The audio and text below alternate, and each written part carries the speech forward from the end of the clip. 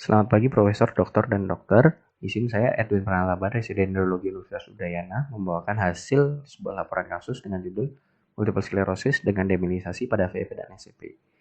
Multiple sclerosis merupakan suatu penyakit autoimun dengan inflamasi kronis dan menyebabkan demyelinasi dengan pendekatan diagnosis menggunakan kriteria McDonald yang diambil dari anamnesis, pemeriksaan fisik, MRI, dan LCS.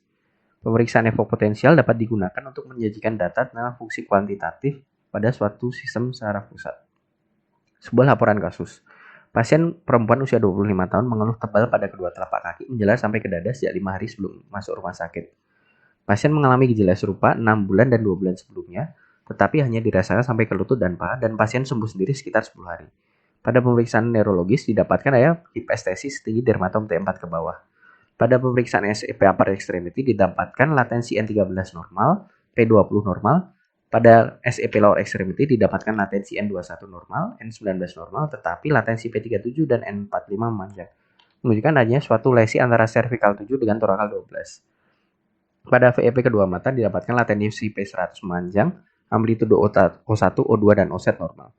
Pada pemeriksaan elektrofisiologi menunjukkan adanya demyelinasi pada medula spinalis dan troctus opticus. Pemeriksaan MRI whole spine dan kepala dengan kontras didapatkan adanya multiple lesi short segment intramedularis tinggi corpus vertebra C2, 34, 56, thoracal 45, 78 tanpa adanya kontras enhancement dan spinal edema.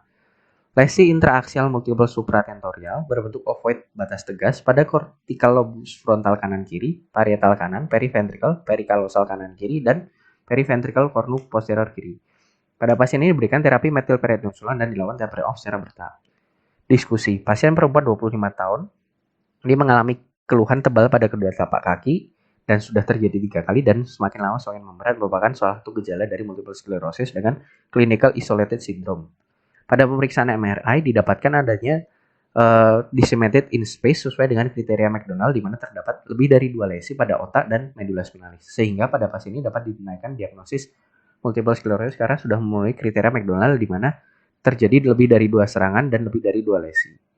Pada hasil SEP, latensi P37 memanjang dan latensi N45 memanjang menunjukkan adanya lesi pada cervical 7 dan thoracal 14, sedangkan pada hasil VEP didapatkan adanya latensi P100 memanjang sehingga dapat disimpulkan adanya lesi pada nervus opticus kanan dan kiri.